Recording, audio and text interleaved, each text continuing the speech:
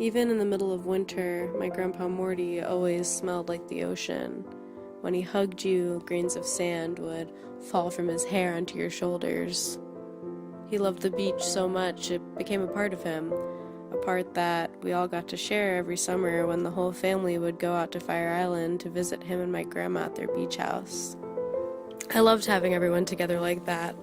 At night, all the grandkids would get into our bunk beds, and Grandpa would drag a chair into the middle of the room and settle in to tell us stories.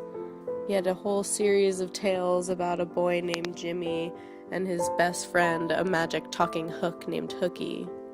They got in all sorts of misadventures together, rescuing stranded fairies, putting the boardwalk back together after a hurricane.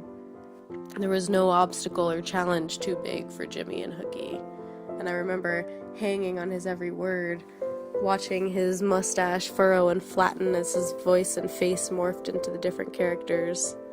I would lie awake for hours after he tucked us in, my mind whirling with the possibilities for what might happen in the next story. Although he was only in my life for 10 years before he died, I think his love of stories and words seeped into me somehow. My senior year of college, after studying poetry seriously for about 2 years, I learned just how much it really had. During our family's annual Thanksgiving at my grandma's place, I came across a 3-inch binder with Morty written down the spine sitting on her bookshelf. I pulled it off, started turning through the pages, and I couldn't believe what I saw. There were hundreds upon hundreds of poems written about everything and anything. Birthday poems, love poems, poems about his kids, his grandkids, poems about the beach, about cancer. At the time, I was really struggling trying to decide what I wanted to do after graduation. I wanted to pursue poetry, but I was worried about what my friends and family would think.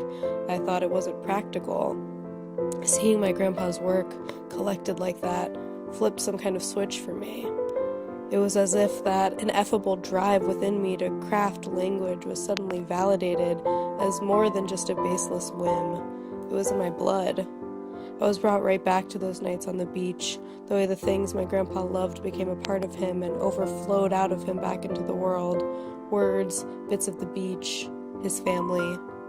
I remembered the joy I felt at hearing his stories, the joy that seemed to pour out of him as he shared them, and in that moment I knew I had to follow my passion.